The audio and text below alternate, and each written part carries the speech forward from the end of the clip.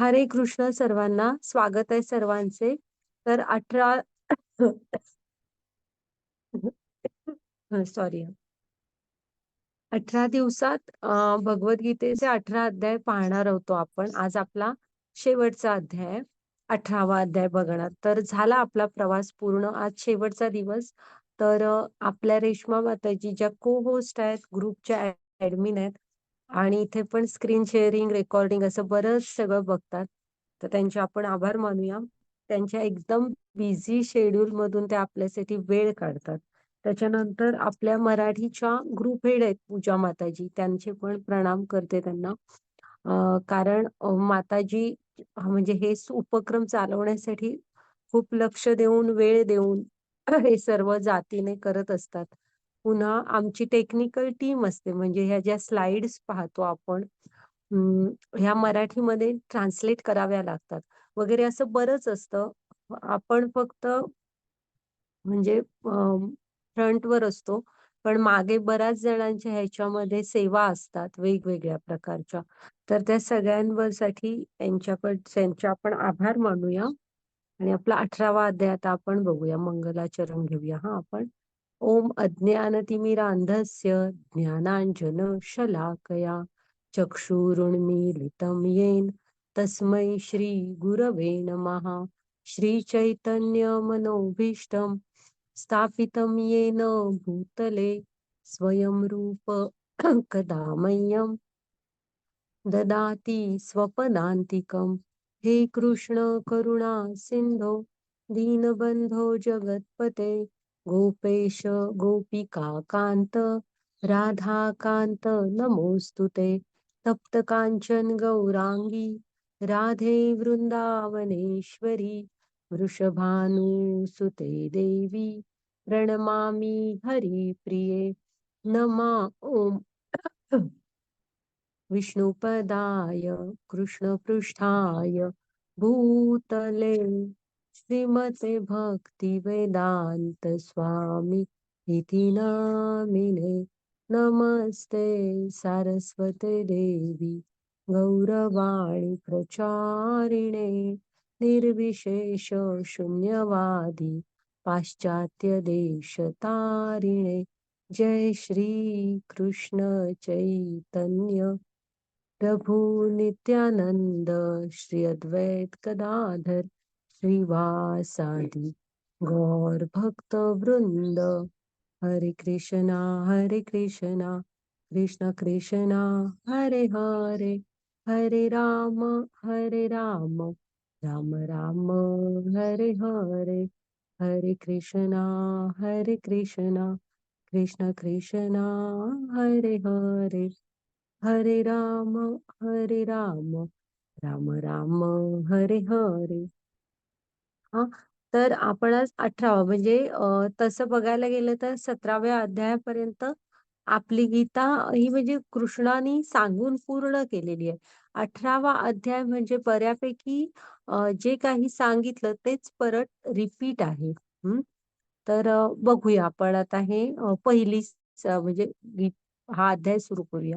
माताजी पुढची स्लाइड घ्या. काल आपण बघितलं की शरीराचे तप ही कविता आहे. हे जरासं हे आहे, म्हणजे काय सांगा, होमवर्क आहे हा. हा, ही कविता आहे, आपण बघितलेली आहे. हा, माताजी पुढची स्लाइड घ्या. आपण हे आधी पूर्ण करूया. तर आहे ना, तुम्ही लक्षात ठेवा, ह्यातले हे जे आहेत ना, हे होमवर्क म्हणून दिलेले एकदम छोटे सोपे प्रश्न आहेत. ह्याचं ना उत्तर वहीत लिहून असं एक नोट्स बनवल्यासारखी बनवा, म्हणजे तुम्हाला थोडा गीतेचा अभ्यास होईल. परत कधीतरी वाचाल, कुणी काय विचारलं तर सांगू शकाल की गीता शिकलात म्हणजे काय केलात. आणि यातलं काही नाही आलं ना तुम्हाला, तर मी नेहमी सांगितलेलं, मी आधी पण सांगितलंय, तुम्ही कधीही आम्हाला विचारू शकता ह्यातलं एखादं उत्तर नाही आलं तर. पण ऍक्च्युली ही पुन्हा पुन्हा आपण सगळं बघितलेलं आहे. घ्या माताजी पुढची स्लाइड. तर हे सांगितलंय की गीता 700 श्लोकांची आहे.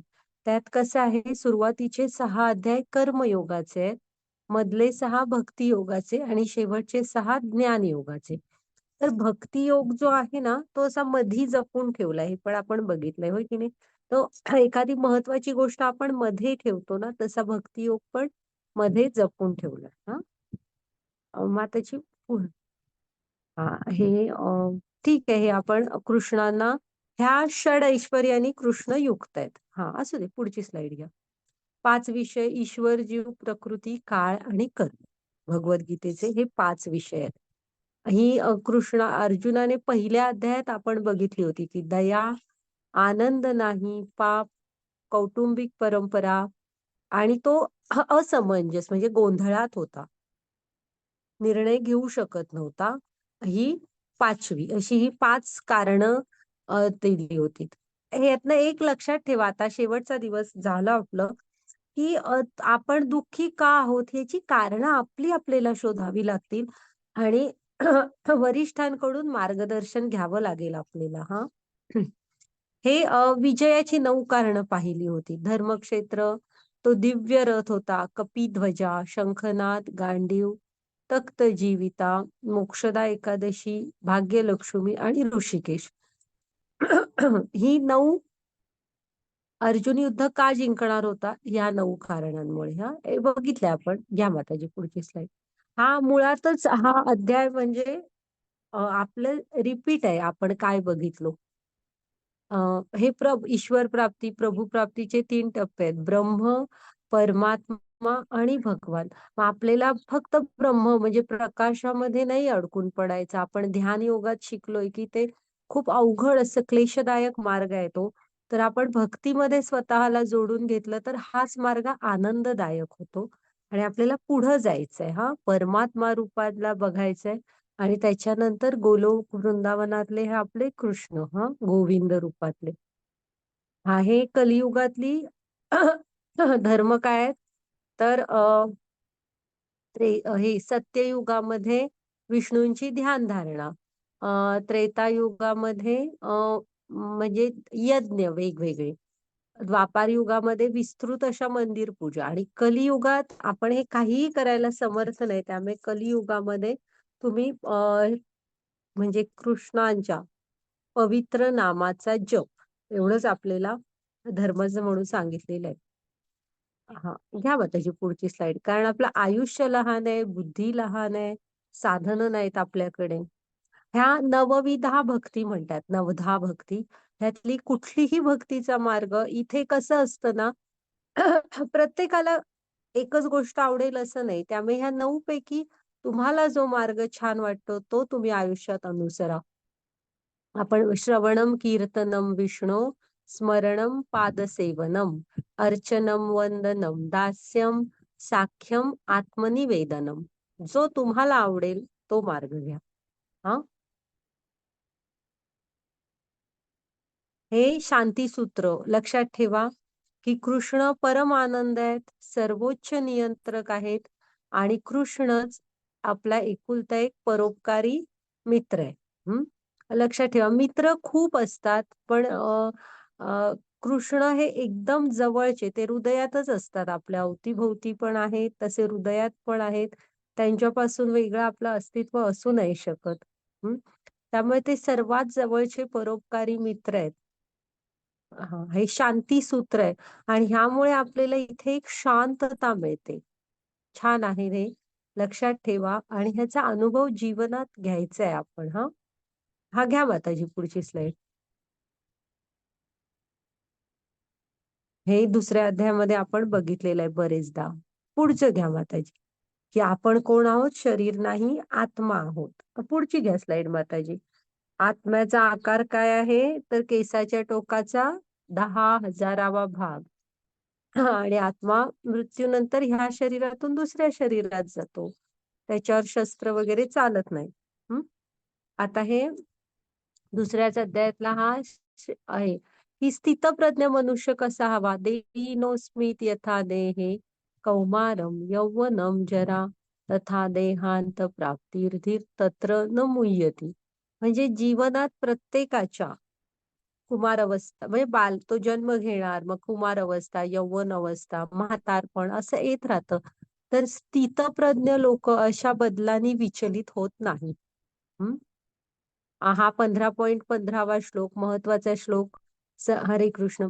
सर्वस्य सर्वस्य चाहम हृदि सन्निविष्टो मत्त स्मृती ज्ञान अपमोहन च वेदैश्च सर्वैरहमेव वेद्यो वेदांत कृत विदेह चाहम.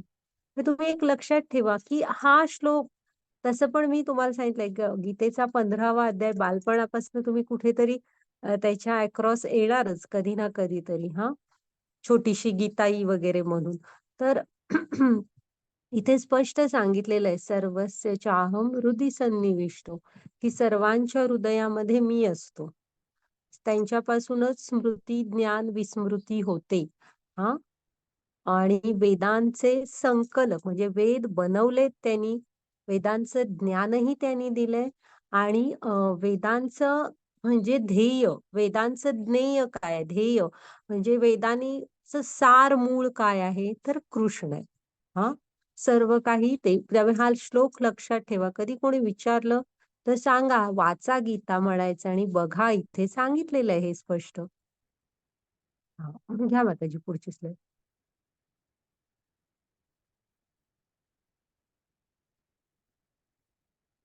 ही चतुश्लोकी गीता आहे. आपण 10व्या अध्यायात, आता मी वाचत नाही, आपण बघितलेली आहे की चतुश्लोकी भगवद्गीता म्हणतात की आपण जर का भक्ती मार्गावर असलो ना, तर त्यांच्या शुद्ध भक्तांच्या हृदयात कृष्णच असं प्रेम ज्ञान प्रकाशित करतात की आपण कृष्णांकडे जाऊ.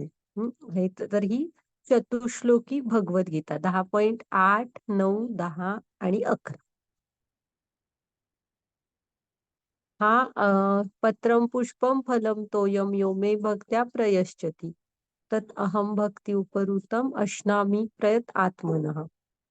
तर तुम्ही कृष्णांना पत्रम पुष्पम फलम तोयम ह्यापैकी जरी एखादं दिलं तरी ते स्वीकार करतील, फक्त कधी प्रेम आणि भक्तीने दिलात तर. आणि आता आपण 10व्या, सॉरी 18व्या अध्यायात परत रिपीट होणार आहे हा श्लोक. 9.34. अर्जुनाला नाही, अर्जुनाला काय जाणून घ्यायचं होतं? हा आपण कोण आहोत, शरीर की आत्मा. मग नंतर शांती सूत्र, मग ही प्रकृती काय आहे. आपण आता गेले 3-4 अध्याय सातत्याने सत्व, रज आणि तम ह्या भौतिक प्रकृतीच्या प्रभावाखाली आपण कसे असतो, कसे आपले स्वभाव असतात, कसं आपलं वागणं असतं. काल त्या स्वभावानुसार खाण्याची आवड बघितली, श्रद्धा बघितली, तप, दान हे सगळं बघितलं की त्या स्वभावाची खालची प्रभावाखालची माणसं कसं कसं वागतात. त्याच्यानंतर सर्वोच्च ज्ञान काय आहे हे बघितलं. घ्या माताजी पुढची स्लाईड. हा शरीराचा रथ बघितला. तर लक्षात ठेवा की बुद्धीने मनाला कंट्रोलमध्ये ठेवायला शिका. घ्या माताजी पुढची. हे आपले पंचतत्व आहेत, म्हणजे आचार्य आहेत. हे पंचतत्व मंत्र म्हणायचा जप सुरू करायच्या आधी. जय श्री कृष्ण चैतन्य प्रभू नित्यानंद श्री अद्वैत गदाधर श्रीवासादि गौर भक्त वृंद. हा आपला पंचतत्व प्रणाम मंत्र म्हणायचा जप सुरू करायच्या आधी. तर भौतिक प्रकृतीचे 3 गुण सत्व, रज आणि तम. घ्या त्या माया आपल्याला अशी कठपुतली सारखी डान्स करत असते. आणि पण मायेच्या वर कोण आहेत, कृष्ण आहेत. तुम्ही कृष्णांना शरण गेला तर माया तुमचं काही करू शकत नाही. हे आपण बघितलं की कसं आपण ह्या दलदलीमध्ये अडकतो. त्यामुळे आपण योग्य इंद्रिय वस्तूंचा विचार असं जिथे लिहिलंय तिथंच बुद्धी वापरायची आपली, की मला ह्याची गरज आहे का. आणि चांगले विचार पण येत असतात. वाटतंय तुम्हाला बागेतल्या झाडांना उठून पाणी घालावं, तर घाला, कोणी अडवलेलं नाही. उठून थोडासा आणि वाचन करावं, नोट्स काढाव्या, तर ते करा. म्हणजे विचार आहेत ना, पहिला इंद्रिय वस्तूंचा विचार.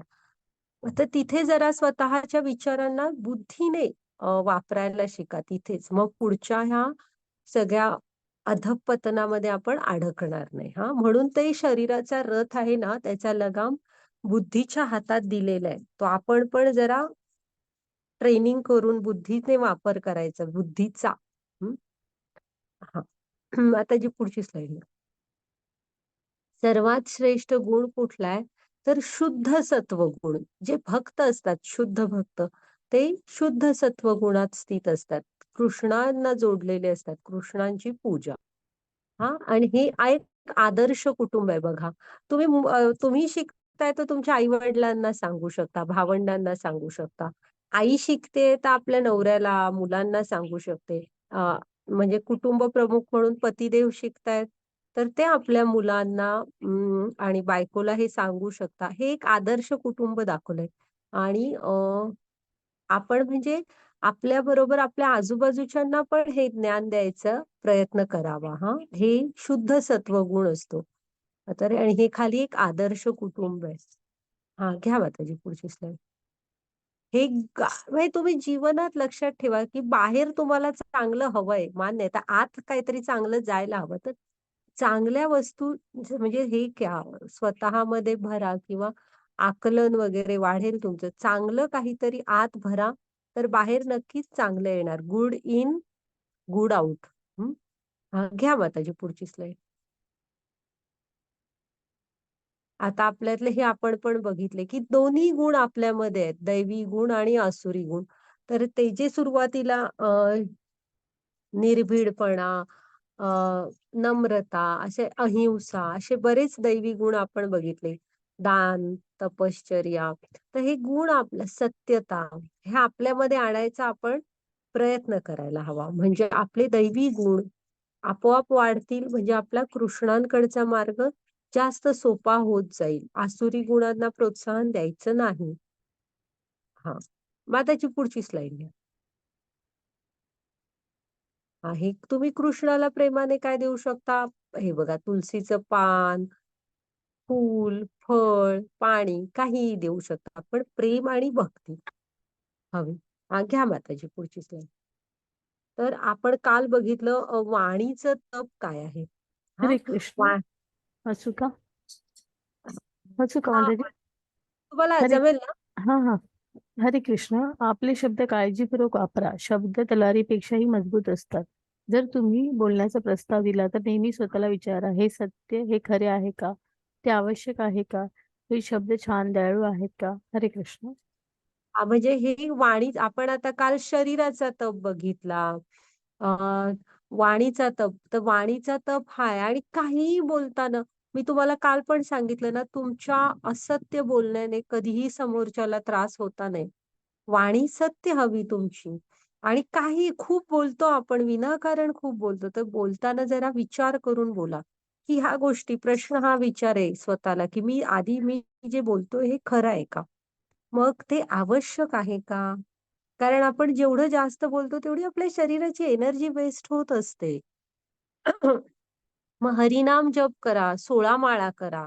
16 होऊन पण वेळ उरतोय, तर आणि माळा वाढवा. असं ह्याच्यासाठी मिळालंय ना, थोडंसं कथा सांगा वगैरे. त्यामुळे जे आवश्यक आहे ते नक्की करा. आणि आपले शब्द नेहमी छान आणि दयाळू. तुम्हाला सांगायचं काहीही असू दे, पण तुम्ही दुसऱ्याचा अपमान वगैरे करून नाही बोलायचं. ते शब्द दयाळू हवेत आपले हां. कारण समोरची तुम्ही बोललेलं खूप वेळ लक्षात ठेवतात. माणूस अपमान विसरत नसतो. त्यामुळे आपण वाणी ही ते बघा तलवारीपेक्षा मजबूत असतात शब्द. ते काळजीपूर्वक वापरायचे. अ, हां. मग त्याची पुढची स्लाईड घ्या आणि बोलण्याचं कौशल्य आत्मसात करा. बोलण्यामुळे खरंच खूपशे प्रॉब्लेम बोलून सुटू शकतात. आता इथे आपण गीता शिकतोय, हे पण अर्जुनाला कृष्णाने बोलूनच सांगितलेली आहे. तर त्यामुळे आपली वाणी कशी हवी बघा. हं. ओके. तर आपला आजचा 18वा अध्याय आला. आपण आता प्रभुपाद स्वामींना प्रणाम करूया. पुन्हा सांगितलं ना 18वा अध्याय शेवटचा झाला आपला प्रवास. तर तसाही बघा आपण थोड्या दिवसांसाठी भेटलेलो असतो. काळाच्या अधीन असतो आपण. ठरलेले असतात कोण किती एकमेकांबरोबर राहतं. तर आपण आपले इस्कॉन मंगलोरचे नामानिष्ठ प्रभूजींना प्रणाम करते. ज्यांनी ह्या स्लाइड्स आता तर लक्षात आलं असेल तुमच्या, की किती गहिरे असे विषय आहेत हे. आणि त्यांनी ह्या स्लाइड्सच्या रूपातून आपल्यासाठी असं एकदम सोपं असं करून हा अभ्यासक्रम तयार केलाय हां. पुन्हा मुख्य म्हणजे आपल्याला कृष्णांशी जोडलो गेलो आपण त्यामुळे. तर त्यांना प्रणाम करूया. पुन्हा मी सांगितलं मराठीच्या ग्रुप हेड आमच्या पूजा माताजी. त्यांना प्रणाम करते आणि अन्वया माताजी ज्यांच्याकडून मी गीता शिकले त्यांना पण प्रणाम करते. आपण सुरू करूया. तर आता अ, 1 मिनिट माताजी मागची स्लाईड घ्या. ह्याचं अध्यायाचं नाव काय? मोक्ष संन्यास योग. हां, मोक्ष म्हणजे काय असतो? संन्यास, मोक्ष संन्यास मोठा अध्याय आहे खूप. हे सार आहे. हे शेवटाकडे आलेलं आहे, की आपल्याला जीवनात काय मिळवायचंय, तर हे मिळवायचंय. हां, संन्यास म्हणजे आता तुमच्या लक्षात आलं असेल, की नाहीये ध्यानयोगापासून बघतोय. संन्यास म्हणजे असं नसतं, की तुम्ही सगळं सोडा आणि वनात जाऊन राहा, असं नसतो. तर तुमची कर्तव्य करत आतापर्यंत बघितलात ना, कृष्णाने प्रत्येक वेळेस सांगितलंय, म्हणून हे अर्जुना उठ आणि युद्ध कर. कारण ते तुझं कर्तव्य आहे. आताही तेच सांगितलंय. तर बघूया आपण हां, मोक्ष संन्यास योग कसा आहे हां. हां, हे आपले इस्कॉन मंगलोरचे राधा गोविंद आहेत. हां. हां, घ्या माताजी पुढची स्लाईड. तर वाचा हरे माताजी. कृष्ण. मनुष्याने आपल्याला प्राप्त झालेले कर्म सदोष रीतीने करणे हे परक्याचे कर्म स्वीकारून ते पूर्ण रीतीने करण्यापेक्षा अधिक चांगले आहे. मनुष्याला त्याच्या स्वभावाला अनुसरून नियुक्त केलेले कर्म हे कधीच पापाने प्रभावित होत नाही. हरे कृष्ण. आता हे बघा हां, इथं काय आहे माहित आहे? हे बघा, इथं साइडचं चित्र बघायला पाहिजे आपल्याला आधी. For a fair selection, everybody has to take the same exam. Please climb that tree. म्हणजे आता काय सांगितलंय ते एक फेअर सिलेक्शन करणार आहेत. म्हणजे सगळ्यांना फेअर सिलेक्शन व्हायसाठी सगळ्यांनी समान हे घ्यायची आहे. एक्झाम द्यायची आहे. काय एक्झाम समान द्यायची आहे? तर प्रत्येकाने त्या झाडावर चढून दाखवायचंय. हां, आणि कॉम्पिटिशनमध्ये कोण-कोण आहे बघा. तर एक कावळा आहे, एक एक माकड आहे, हा पेंग्विन आहे, हत्ती आहे, मासा आहे, सील मासा आहे आणि कुत्रा आहे. मग आता त्यातला पक्षी आणि माकड ह्यांच्यासाठीच ही परीक्षा असल्यासारखी आहे ना. झाडावर चढून दाखवायचंय. मग पक्षी जाईल, माकड जाईल. सील पक्षी सरपटत काहीतरी अर्धपर्यंत जायचा प्रयत्न करेल. सील मासा. त्याच्यानंतर कुत्रा त्यातनं पण ठीक आहे मी म्हणेन तो पण अर्धवट काहीतरी करू शकेल, त्या खोडाला तरी धरू शकेल. म्हणजे अर्धवट हां. आणि हत्ती, पेंग्विन ह्यांच्यासाठी ही परीक्षाच मुळात चुकीची आहे. ते त्यांचं कर्मच नाहीये. झाडावर चढणं हत्तीला अशक्य आहे, पेंग्विनला अशक्य आहे आणि त्यापुढं तो मासा. माशाला तर ह्या परीक्षा देण्यासाठी त्याचे प्राणच जाणार आहेत. तो पाण्याशिवाय राहूच शकत नाही.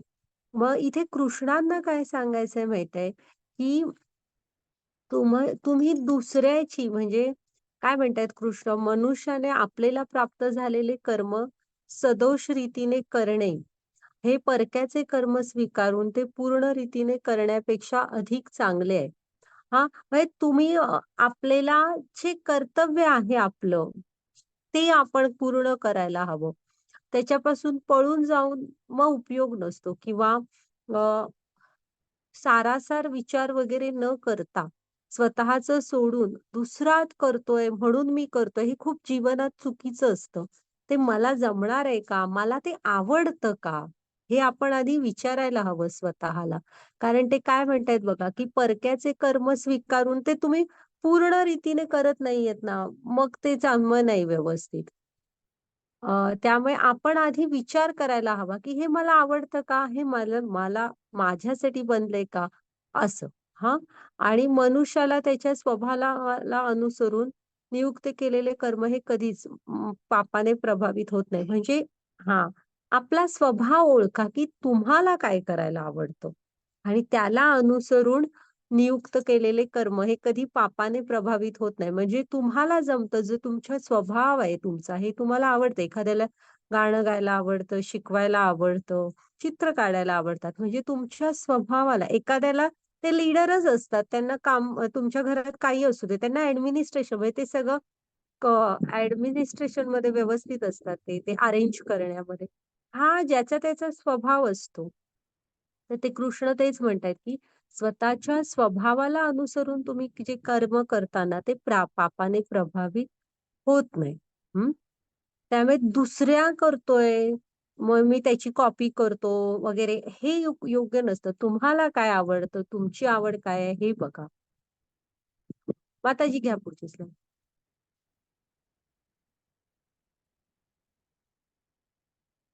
हरे कृष्ण. मनुष्य मला माझ्या पुरुषोत्तम भगवान या यथार्थ स्वरूपात केवळ भक्तीद्वारेच जाणू शकतो. अशी अशी भक्तीद्वारे मनुष्य जेव्हा भावनेने पूर्णपणे युक्त होतो तेव्हा तो वैकुंठाच्या जगात प्रवेश करू शकतो. हरे कृष्ण.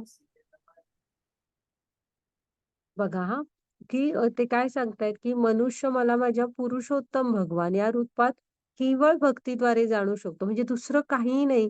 तुम्हाला भक्ती मार्गाद्वारेच. आणि आपण तेव्हा बघितलेलं आठवतंय की वेगळ्या बाकीच्या म्हणजे मग तुम्ही कर्म मार्ग घ्या, तुम्ही ज्ञान मार्ग आणि ध्यान मार्ग, हे सगळे आपण एक शिडी बघितलेली बघा. हा तर त्या शिडीचं सगळ्यात वरचं टोक कुठलं होतं? भक्ती मार्ग. तर हे सगळे रस्ते पण येऊन मिळणार आहेत शेवटी भक्ती मार्गालाच आणि तिथूनच पुढचा प्रवास सुरू होणार आहे. त्यामुळे कृष्ण पण इथे सांगतायत की जोपर्यंत तुम्ही भक्त होत नाही तोपर्यंत कृष्णांना जाणू शकत नाही. म्हणून आपण बघितलेले ना, आपण डायरेक्ट भक्ती मार्गातून अ सुरुवात केली आहे. म्हणजे ही पण एक काहीतरी चांगली देवाची योजना म्हणू, कृष्णांचीच योजना किंवा आपली काहीतरी पुण्य, पूर्वजांची पुण्य म्हणा वगैरे, की आपण डायरेक्ट भक्ती मार्गातून सुरू करतोय. तर त्यांनी तिथे सांगितलंय की कृष्णांना तुम्ही यथार्थ स्वरूपात केवळ भक्तीद्वारे जाणू शकता. आणि भक्ती म्हणजे काय? तर लक्षात ठेवा, कृष्णांची दिव्य प्रेमय सेवा. जप करा, कीर्तन करा, हे 2 तर कराच. हां, म्हणजे आणि पण ज्या छोट्या-छोट्या सेवा तुम्ही करू शकता ना, आता आपण बघितलंय त्यांची चित्र काढा, गोष्टी सांगा, ऐका. त्यांना पत्रम पुष्पम फलम तोयम असं काहीतरी द्या. मंदिरं जवळ असली तर मंदिरात जाऊन सेवा करा. म्हणजे ऍक्टिव्हली काहीतरी करा. पुस्तकं वाचा वगैरे. तर हे असते म्हणजे कृष्णांची सेवा, दिव्य प्रेममय सेवा. हं. तर अशा भक्तीद्वारेच मनुष्य जेव्हा भक्तीने भावनेने परिपूर्ण युक्त होतो, तेव्हा तो वैकुंठाच्या जगात प्रवेश करू शकतो. जेव्हा परिपूर्ण आपण कृष्णामध्ये हे होतो, युक्त म्हणजे जोडवून घेतो स्वतःला हां, तेव्हाच वैकुंठात प्रवेश करू शकतो. आणि ह्याची सुरुवात हरिनाम जपातून असते. तेवढाच एक कलियुगाचा धर्म मुळात काय आहे? हरिनाम. हां, घ्या माताजी पुढची स्लाईड.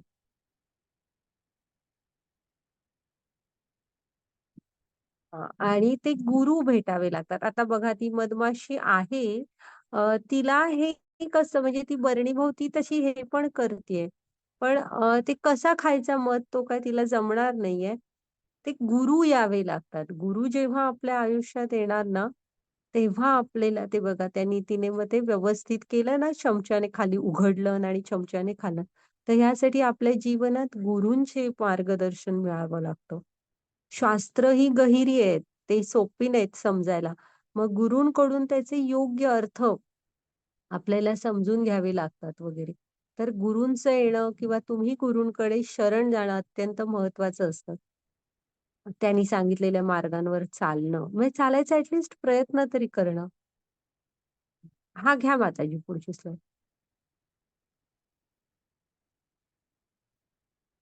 हां, मग आता आपल्याला कुठलं इथे आता असं फन फेअर असते. मग फन फेअरला आपण तिकीट काढतो ना, तसं इथे काय विचारलंय, की गोलोक वृंदावनमध्ये प्रवेश करण्याचं तिकीट काय आहे? तर काय आहे आता बघूया. हरे कृष्ण महामंत्राचा जप. माताजी पुढची स्लाईड घ्या. हां, नाही काय. तर तुम्ही हरे कृष्ण तो दिलाय ना महामंत्र, हरिनाम हवं आपण घ्यायला. तर हरे कृष्ण महामंत्राचा जप हे ते तिकीट आहे. हे बघा हे गोलोक वृंदावन आहे बघा. ते असं कमळ दाखवलं ना ते तसं आहे ते गोलोक वृंदावन. आणि इकडे हे इल्युजन आहे. तसं गोलोकमध्येच जायला पाहिजे असं काय नाहीये. म्हणजे आता शेजारचं चित्र आधी बघा. तुम्हाला त्यात हंशिका, तुला त्यात हे दिसतोय का? एक हे आहे बघ, पोपट आहे तिथे छानसा. हो माताजी. हां. तर कसं आहे ना, ह्या चराचरामध्ये कुंती महाराणीने म्हणजे कुंती मातेने सांगितलेलं आहे, की ह्या चराचरामध्ये तुम्हाला कृष्ण दिसणार. जर का तुम्ही या तुमच्यामध्ये आणि त्यांच्यामध्ये एक मायेचा पडदा आहे, तो बाजूला झाला, तर सगळीकडे फक्त कृष्ण दिसणार. मग कसं आहे ना, हा जो हरिनाम जप करतो ना आपण, जपामुळे काय होतं, आपलं मन शुद्ध होत जातं. आपण कृष्णांच्या जवळ जाण्याचा सर्वात साधा आणि सगळ्यात महत्वाचा एकमेव चैतन्य महाप्रभूंनी त्रिवार सांगितलंय. दुसरा कुठलाही मार्ग नाही. हा एकमेव मार्ग आहे. मग ही नजर, ही कृष्णांशी आपण आपोआप जोडले जातो आणि आपल्याला सगळीकडे कृष्णमय होतं आपलं जीवन. घ्या माताजी पुढची स्लाईड. हरे कृष्ण. मच्चिंत सर्वगुणानि मत्प्रियास्ति परश्यसि अथ चैत्वमत्कारात् श्रोत्र्यासि विनयशस्सी. हरे कृष्ण, जर तू माझ्या भावनेने युक्त झालास तर माझ्या कृपेने तू बद्ध जीवनातील सर्व संकटे पार करशील. तथापि जर तू मला अशा भावनेमध्ये कर्म न करता व अहंकाराने माझे न ऐकता कर्म केलेस तर तुझा नाश पावशील. हरे कृष्ण. म्हणजे हे कृष्णाने सर्वांसाठी सांगितलेलं आहे. मग जर का आपण असं कृष्णांना जोडून कृष्ण भावना भावित, हा काय आहे आपल्या आंदोलनाचंच नाव? आंतरराष्ट्रीय कृष्ण भावना भाव मृत संघ आहे आपला. हा तर ही कृष्ण भावना भावित होणे म्हणजे काय? आता बघितलं ना, तर चराचरामध्ये आपल्याला, कारण आपण आता किती किती अध्यायांमध्ये अक्षर ब्रह्मयोग वगैरे पासून बघतोय की की हे पाणी, चंद्र सूर्याचा प्रकाश, आपण जे पचवतो ते अन्न पचवणारा वैश्वानर वगैरे, असं कोण आहे? हे सगळं बुद्धी कोणी दिली आहे? ही चे स्वामी कोण आहेत? म्हणजे इंद्रिय त्यांनीच दिली आहेत ना, जर का स्वामीच ते आहेत तर. त्यामुळे सगळं जे दिलेलं आहे ते कृष्णाने दिलेलं आहे. मग ते आपण त्यांच्यासाठी त्यांचे आभारी असायला हवं आणि त्यांच्या बरोबर स्वतःला जोडून घ्यायला हवं. जेव्हा आपण असे, हा जे काय आहे हे कृष्ण तुम्ही दिलेलं आहे, ही तुमची कृपा आहे. हं. असं जेव्हा आपण कृष्ण भावनेने युक्त होतो ना, तेव्हा बद्ध जीवनातली संकटे आपण पार करू शकतो. हां. आता हे जे बद्ध जीवन म्हणजे काय माहिती, हा एक भवसागर म्हटलाय आपल्या बऱ्याचशा भक्तिगीतांमध्ये. तुम्ही हा भवसागर शब्द ऐकाल, तर तो दुस्तर आहे पार करायला. हा भवसागर, आपण सगळेच भवसागरात आहोत. तर मायेमुळे तो खूप कठीण आहे क्रॉस करून जाणं. म्हणजे बघा, तर तुम्ही कितीही चांगले उत्कृष्ट पोहणारे असलात, हा तरी एक उत्कृष्ट पोहणारा विना कुठल्या आश्रयाचा समुद्राच्या खाऱ्या पाण्यात, असं बघा ते समुद्र दाखवले ना, त्यात एकटाच किती दिवस तग धरू शकणार? हां, तेच. आणि जर का तेच तुम्ही कृष्ण काय सांगतायत, की तोच जर का तुम्ही कृष्णांचा आसरा घेतला ना आपण, तर हाच भवसागर म्हणजे छोटासा खड्डा आहे आपल्याला पार करून जाण्यासाठी. गायीचं खूर म्हणतात ना, गायीच्या पायाने जेवढा जमिनीवर एवढा-एवढासा खड्डा बनेल ना, तेवढाच खड्डा आहे आणि ते आपण क्रॉस करून जाऊ ना, एवढा सोपा होऊन जाणार आपल्यासाठी क्रॉस करायला. जर का आपण कृष्णांचा आसरा घेतला आणि नाही घेतला, तर हे भवसागर हा खूप कठीण आहे. मग पुनरपि जननम, पुनरपि मरणम, पुनरपि जननी जठरे शयनम, त्याच जन्म-मृत्यूच्या चक्रामध्ये आपण अडकून पडतो. आणि तेच कृष्णांची साथ घेतली, भक्तीने जोडलो गेलो, तर गायीच्या खुराने केलेल्या खड्ड्यासारखा आपण इझिली पार करून जाऊ शकतो. हां. घ्या माताजी पुढचे स्लाईड. हे बघा, असे तिथे आले की नाही कृष्ण, तर हा असा दुस्तर भवसागर आहे. तर आपण एकदा कृष्णांच्या हातात हात दिला ना, की कृष्ण सर्व बघून घ्यायला समर्थ आहेत. हां, मग हे आपल्यासाठी सोपं होतं. घ्या माताजी पुढची स्लाईड. हरे कृष्ण. ईश्वर सर्वभूतानां उद्दिश्य अर्जुन तिष्ठति धाम्य सर्वभूतानि यज्ञरूढानि मायया. हरे कृष्ण. हे अर्जुन, परमेश्वर प्रत्येक जीवाच्या हृदयात स्थित आहे आणि तो सर्व जीवांचे ब्रह्मांड निर्देशित करीत आहे. हे सर्व जीव मायेने बनवलेल्या यंत्रावर आरूढ आहेत. हरे कृष्ण. हे बघा हा, कसं आहे माहित आहे की कृष्ण काय सांगतायत की प्रत्येकाच्या जीवात म्हणजे हृदयात कोण आहे? परमेश्वर आहे. हा आहे की नाही? चतुर्भुज नारायण रूपात परमेश्वर म्हणजे प्रत्येक सजीवाच्या म्हणजे हृदयात आत्म्याच्या शेजारी त्या चतुर्भुज नारायण रूपात कृष्ण स्वतः हजर आहेत. पहिल्या श्वासापासून शेवटपर्यंत आपल्या बरोबर असतात. तर हा पण ते सगळ्याचे हे आहेत साक्षीदार. आपण त्यांना नाही फसवू शकत. तर ते आपल्या नेहमी आपल्या बरोबर असतात. पण आणि आपण कसे आहोत, हे यंत्र जे आहे ना, हे मायेने बनवलेले यंत्रावर आपण आरूढ आहोत. आणि तेव्हा अहंकारामुळे आपण त्यांच्याकडे दुर्लक्ष करत असतो. आपण बघतच नाही की प्रत्येकामध्ये कृष्ण आहेत. ते बघा शेजारी परत आला 15.15वा श्लोक, की सर्वस्य चाहम हृदि सन्निविष्टो, की प्रत्येकाच्या हृदयात मी आहे. मग आपल्याला आहे ना एक ज्ञानी मनुष्याचं अनुकरण करायचं. एक ज्ञानी असतात ना, ते बघा, एक गाय, कुत्रा, म्हणजे ब्राह्मण, हत्ती आणि चांडाळ. तिकडे शेवटी हत्तीच्या पलीकडे चांडाळ मनुष्य दाखवलाय. तर ह्या सर्वांमध्ये ते काय बघतात? ते त्यांना समस्तरावर बघतात. ते त्यांचं वरचं शरीर बघत नाहीत. ते फक्त त्यांच्या हृदयातल्या कृष्णांना बघतात. तर आपणही असं ज्ञानात स्थित व्हायचंय. हां.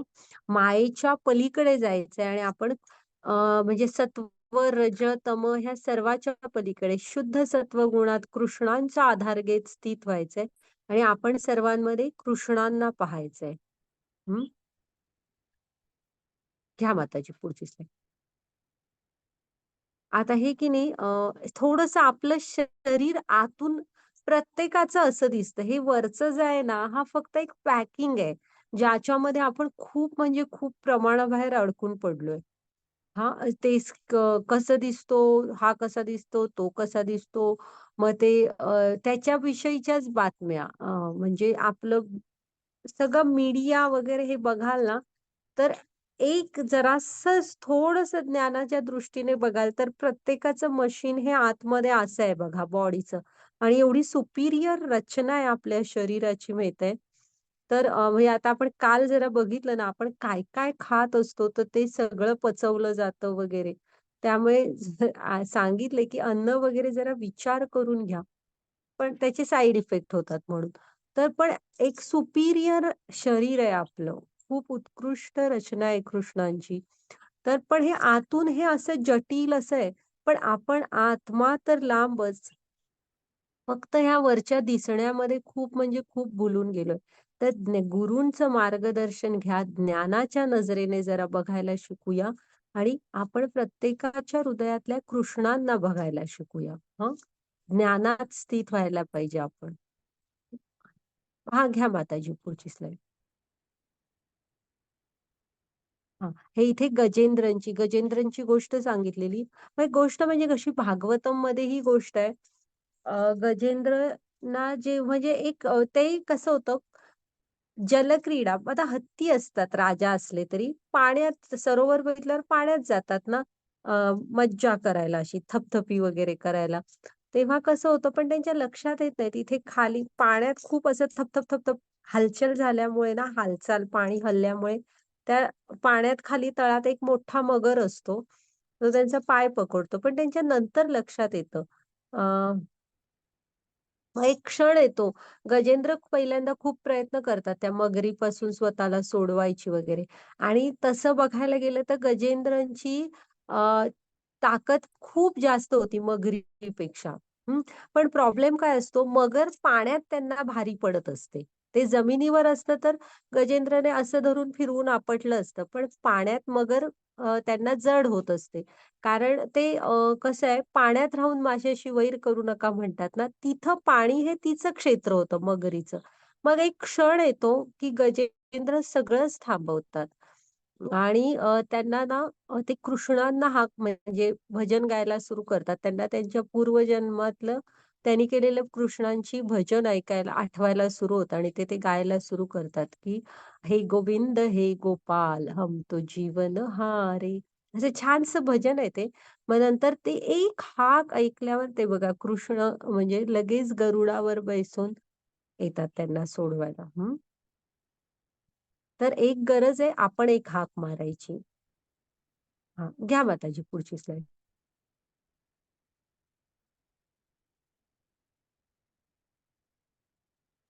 हरे कृष्ण. मन्मना मन मध्य भक्त मध्याजी मा नमस्कुरु मामे वैश्यसी सत्यम ते प्रति जाणे प्रियोसी मे. हरे कृष्ण. सदैव माझे चिंतन कर, माझा भक्त हो, मला भज आणि मलाच नमस्कार कर. याप्रमाणे निश्चितपणे तू मला प्राप्त होशील. मी तुला हे प्रतिज्ञेने सांगतो, कारण तू माझा अत्यंत प्रिय सखा आहेस. हरे कृष्ण. बघा, तर कृष्ण आपल्या भक्तांचं नेहमी संरक्षण करतात. इकडे काय दाखवलंय? तो इंद्रने समयंतक मेघाला सांगितलेलं होतं, की ह्या बुडवून टाक ह्या गोकुळाला. तरी पण कृष्णाने गोवर्धन पर्वत उचलून बघितलं ना, रक्षण केलं होतं. तर हाच तो श्लोक आपण म्हटलेलं ना, परत येणार "मन्मना भवो मद्भक्तो." तर कृष्ण इथे काय सांगतात, किती छोट्या स्टेप आहेत बघा. की सदैव माझं चिंतन करा, माझा भक्त हो, मला भज. हं. हे त्यांचं पूजन कर. मलाच नमस्कार कर. याप्रमाणे निश्चित तू मला प्राप्त होशील. आणि प्रतिज्ञेने सांगतायत. कृष्ण काय म्हणतायत, "मी तुला हे प्रतिज्ञेने सांगतो, कारण तू माझा अत्यंत प्रिय सखा आहेस." म्हणून ते अर्जुनाला सांगतायत. का तर अर्जुन त्यांचा प्रिय सखा आहे आणि दुसरं की हे प्रतिज्ञेने सांगतायत कृष्ण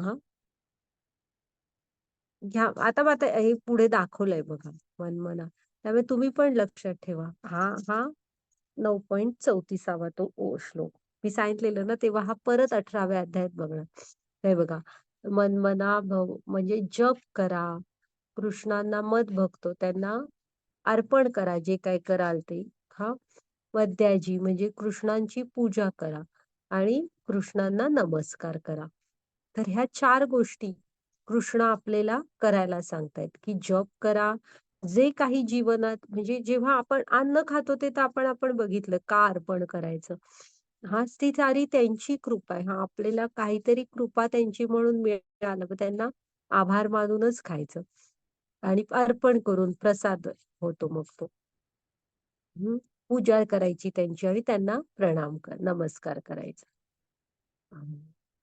घ्या माताजी पुढची स्लाईड. तर हा नमस्कार कसा करायचा बघा. वरती आहे तो साष्टांग. तसा पुरुषांनी करायचा असतो आणि खाली दाखवलाय तो पंचांग गुडघ्यांवर टेकून असा स्त्रियांनी करायचा असतो पंचांग नमस्कार. घ्या माताजी पुढची स्लाईड. हरे कृष्ण. सर्व धर्मान् परित्यज्य मामेके शरणं व्रज.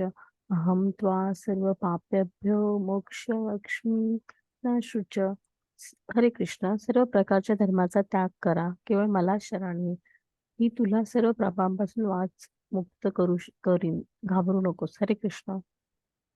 मग कृष्ण इथे काय सांगतायत, जेव्हा आपण पूर्ण सगळं असं कृष्ण भावना युक्त होतो, तेव्हा मग सर्व प्रकारच्या धर्मांचा त्याग कर म्हणतायत आणि मला शरण आहे, केवळ मलाच शरण आहे.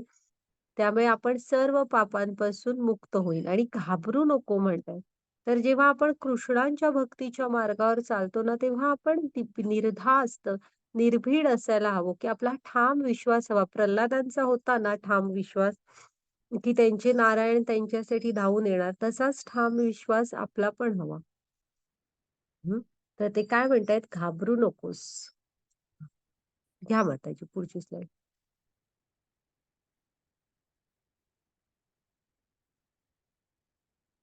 हरे कृष्ण. वाचा. हाँ. हरे कृष्ण. जो मनुष्य भक्तांना हे परम गुह्य रहस्य सांगेल त्याला निश्चितपणे शुद्ध भक्ती प्राप्ती होईल व अखेरीस ते माझ्याकडे परत येईल, यात मुळी संशय नाही. 18.69. त्यापेक्षा मला अधिक अधिक प्रिय. प्रिय असा कोणीही सेवक या जगात नाही, तसेच त्याच्यापेक्षा अधिक प्रिय असा कोणी होणारही नाही. हरे कृष्ण.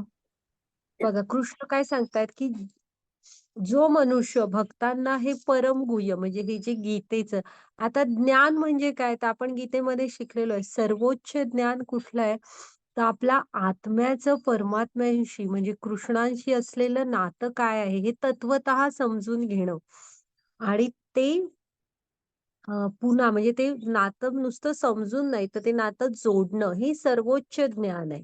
हा तर हे जे ही जी गीता भागवतचं हे समूळ ज्ञान आहे ना, हे जो मनुष्य भक्तांना हे परमगुह्य रहस्य सांगेल, त्याला निश्चितपणे शुद्ध भक्ती प्राप्त होईल. म्हणजे जसं प्रभुपाद स्वामींनी सांगितलं आणि आपली टोटल भक्ती तुम्ही महाराष्ट्राची पूर्ण भक्ती परंपरा, संत परंपरा बघा.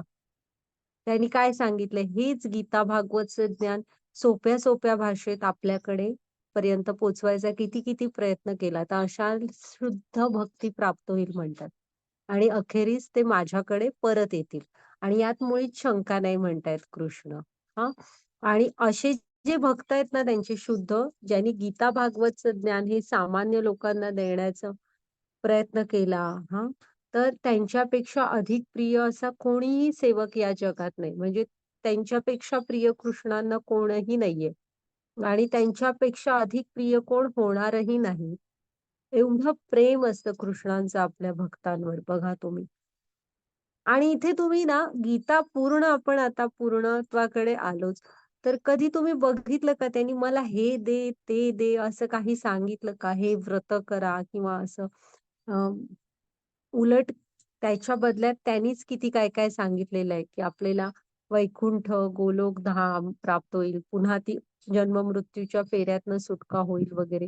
किती म्हणजे भक्तांवर किती शुद्ध प्रेम आहे बघा. त्यांचे प्रेम भक्त त्यांच्यासाठी किती महत्वाचे आहेत. या माताची पुढची स्लाईड.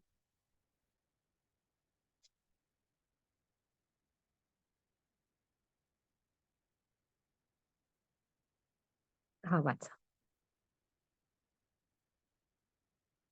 हरे कृष्ण.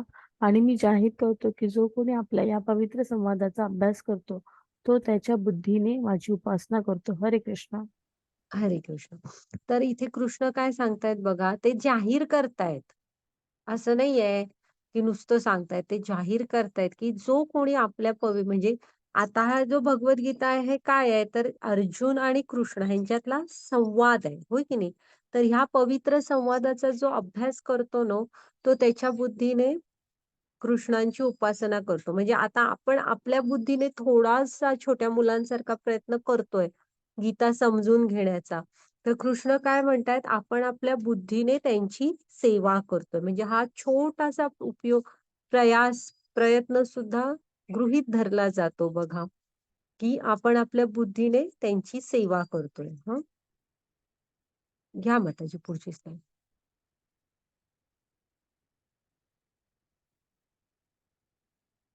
इथे जप करताना तुम्ही लक्षात ठेवा, जप करताना फिजिकली जप म्हणूनच करायचंय. तुम्ही मोबाईल बघत, पेपर वाचत, काहीतरी खात, टीव्ही बघत, असं करत जप नाही करू शकत. हे पवित्रता नाही राहत त्याची.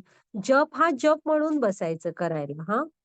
आणि चालताना करतात तेव्हा पण कसं असतं, गप्पा मारत नसतो. चालताना फक्त जप करतच चालायचं असतं मग. नाहीतर बसून एका जागी योग्य असा. दुसरं काहीतरी काम करताना जप नाही करायचा. हां, घ्या माताजी पुढची स्लाईड. हरे कृष्ण. 18.71. आणि जो जो श्रद्धा व द्वेष न करता ऐकता तो सर्व पापांपासून मुक्त होतो आणि पुण्यवान लोक तेथे वास करतात अशा पवित्र जगाला तो प्राप्त होत करतो. पोपट म्हणून सुखदेवाने श्रीमद भागवतांनी शिवाकडून ऐकले आणि मुक्त झाले. सुखदेवने शिवांकडून श्रीमद भागवत यांचे पोपट म्हणून ऐकले आणि ते मुक्त झाले. हरे कृष्ण. हे बघा कसं आहे ना, ही इथे ना आधी श्लोक ही इकडे साईडला गोष्ट आहे ती शुकदेव गोस्वामींची. तर कृष्ण काय म्हणतायत, जो श्रद्धा ठेवून आणि द्वेष न करता भागवत म्हणजे गीता ही जी आता आपण गीता शिकतोय, तर ते तुम्ही 2 प्रकारे ऐकायला पाहिजे. एक तर श्रद्धा हवी आणि त्याचा द्वेष नाही करायचा. हं. जो ऐकतो ना तो सर्व पापांपासून मुक्त होतो आणि पुण्यवान म्हणजे वरचे लोक आहेत जिथे दिव्य लोक आहेत ना ती त्यांचे आध्यात्मिक जगत ते पुण्यवान लोक जिथे वास करतात अशा पवित्र जगात तो प्राप्त करतो.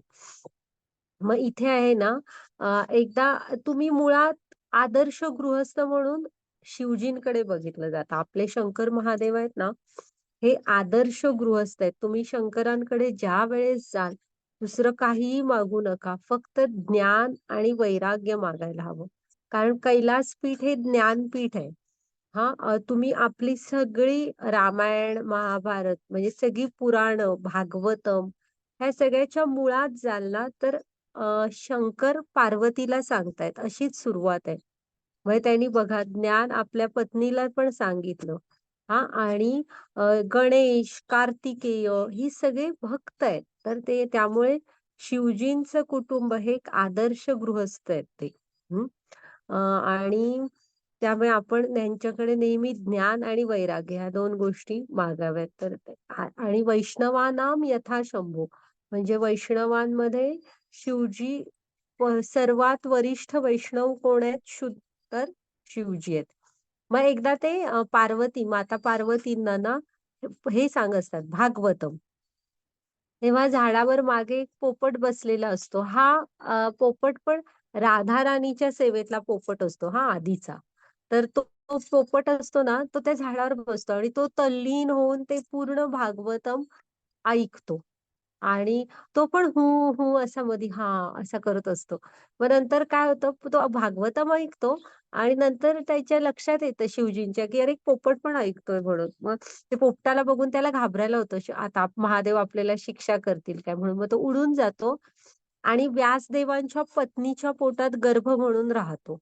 आणि ते शुकदेव गोस्वामी जे जन्म घेतात ना व्यासदेवांचा मुलगा शुकदेव. हां. आणि त्यांनी म्हणजे बघा त्यांनी ह्यांच्याकडून भागवत ऐकलं होतं. कोणाकडून? शिवजींकडून. मग नंतर जन्म घेतल्यावर व्यासदेवांकडून पूर्ण भागवतम व्यवस्थित शिकतात आणि महाभागवत आहे. शुकदेव गोस्वामी हे महाभागवत जे परीक्षित महाराजांना ज्यांनी शेवटच्या 7 दिवसात भागवतम सांगितलं होतं. तर ते शुकदेव गोस्वामी. तर बघा एक पोपट म्हणून ऐकलं आणि महाभागवत झाले. अशी आहे श्रवण भक्ती. पण इथे त्याने पण द्वेष करत म्हणजे ऐकताना ना एक प्रोसिजर असते. तुम्ही समोरच्याचं समजून घेऊन ऐकायला हवं. ऐकायची इच्छा हवी. लक्ष देऊन ऐकायला हवं. खाली मोबाईल बघत वर ऐकायचं नसतं. कसं आहे ना, श्रवण भक्तीच सध्या महत्वाची आहे. आपण तेच करू शकतो. तोंडाने हरिनाम, कानाने श्रवण भक्ती. त्याने कसं ऐकलं बघा, किती प्रेमाने. तसं श्रद्धा आणि द्वेष न करता. समोरच्याचं ऐकूनच घ्यायचं नाही. त्याला प्रत्येक गोष्टीला मी आडवे प्रश्न विचारणार, असं नसतं. नम्रता हवी. प्रश्न विचारायला कुणीच अडवलेलं नाही. पण आपण ते पण व्यवस्थित विचारायचे. शंका समाधान व्यवस्थित करून घ्यायचं घ्या माताजी पुढची स्लाईड.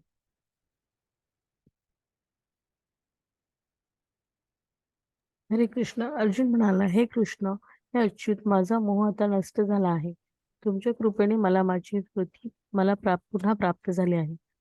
मी आता दृढ आणि संशयमुक्त झालो आहे. तुमच्या आज्ञेनुसार मी कर्म करण्यास तयार आहे. हरे कृष्ण. सॉरी. तर हे बघा अर्जुन काय म्हणतो इथे, की हे कृष्ण, हे अच्युत.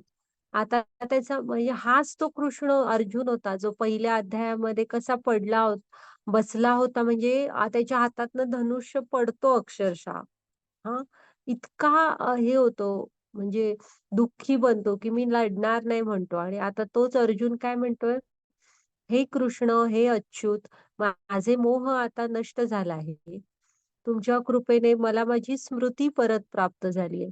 म्हणजे कोण आहोत आपण हे गीता आपल्याला सांगते. म्हणून गीता हे जीवनाचं पुस्तक आहे. हा त्याला पण कळलं ना आपण कोण आहोत. तो आता आत्म्याच्या स्तरावरून बघायला लागला ना.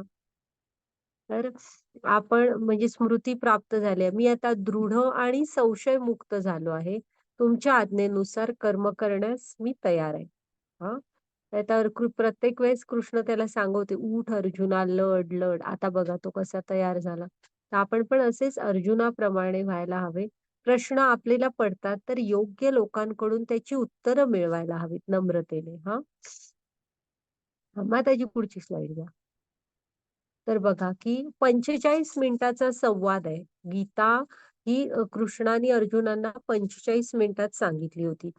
तर बघा, पहिल्यांदा तो कसा होता आणि 45 मिनिटानंतर तोच अर्जुन कसा झालाय. हं. जो युद्ध करायचा शेवटी 45 मिनिटानंतर अर्जुनाने लढण्याचा निर्णय घेतला. हं. तर तुम्हाला पण आपल्याला पण आपल्या कर्तव्याच्या मार्गांवर चालावं लागेल आणि ते करताना क्षणाक्षणाला, श्वासाश्वासाला आपण कृष्णांशी जोडलेलो असायला हवं. हं. घ्या माताजी पुढची स्लाईड. हे संजयानी म्हटलेलं आहे. हरे वाचा. हरे कृष्ण. यत्र योगेश्वरः कृष्ण यत्र पार्थो धनुर्धरा तत्र श्रीवर्जिनो भूती ध्रुवो नीती मर्म. हरे कृष्ण. येथे योगेश्वर कृष्ण आणि महान धनुर्धर अर्जुन आहेत. येथे तेथे निश्चितच ऐश्वर्य, विजय, असामान्य सामर्थ्य आणि नीती आहे, हे माझे मत आहे. हरे कृष्ण. तर जेथे योगेश्वर कृष्ण आणि महान धनुर्धर अर्जुन आहे, हा म्हणजे संजय ह्याला सांगतोय कुणाला, धृतराष्ट्राला. तरी पण धृतराष्ट्रांवर काय परिणाम झाला नाही ही गोष्ट वेगळी. ते काय सांगतायत की बघा की जेथे सर्व योगांचे ईश्वर म्हणजे योगेश्वर कृष्ण आणि महान धनुर्धर अर्जुन आहे, तेथे निश्चितच ऐश्वर्य, विजय, असामान्य सामर्थ्य आणि नीती आहे. हे माझं मत आहे. हां, म्हणजे त्यांनी डिक्लेअर केल्यासारखं केलंय, की जिथे कृष्ण आहेत, जिथे अर्जुन आहेत, तिथेच ऐश्वर्य, विजय, असामान्य सामर्थ्य आणि नीती आहे. हं. हां, घ्या माताजी पुढची स्लाईड.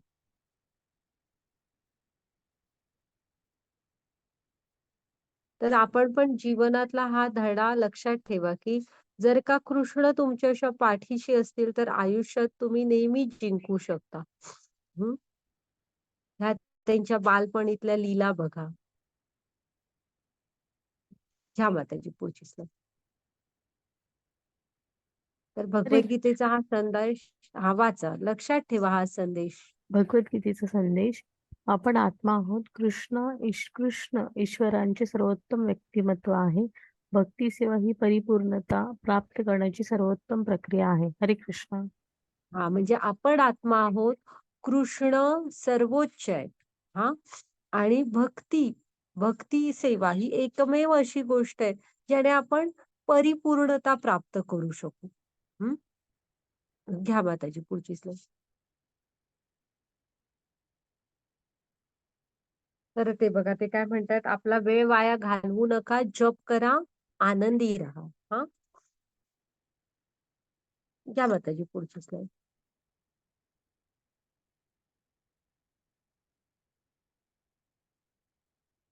झाले आता आपल्या स्लाइड्स झालेल्या आहेत. ठीक आहे. तर की झाला आपला 18वा अध्याय. तर तुम्ही पण जीवनात, आम्ही पण कृष्ण आणि अर्जुनांच्या ह्याच्यावरून नक्कीच शिकू आणि मुख्य म्हणजे अर्जुनासारखे बना. तुम्ही किड्स बॅच आहे. अर्जुनासारखे बना. लक्ष एकाग्रतेने आपल्या जीवनाचा मार्गक्रमण करा. हं. तर ही जी झाली ही सेवा कृष्णांच्या चरणी अर्पण करते. बोलताना काहीतरी इकडे-तिकडे झालं असलं तर तुमची पण माफी मागते सर्वांची. आणि सर्वं कृष्णार्पणमस्तु. हं. तर आपण आपला अध्याय आता म्हणजे हा आपला हे थांबवूया आपण. हां. मग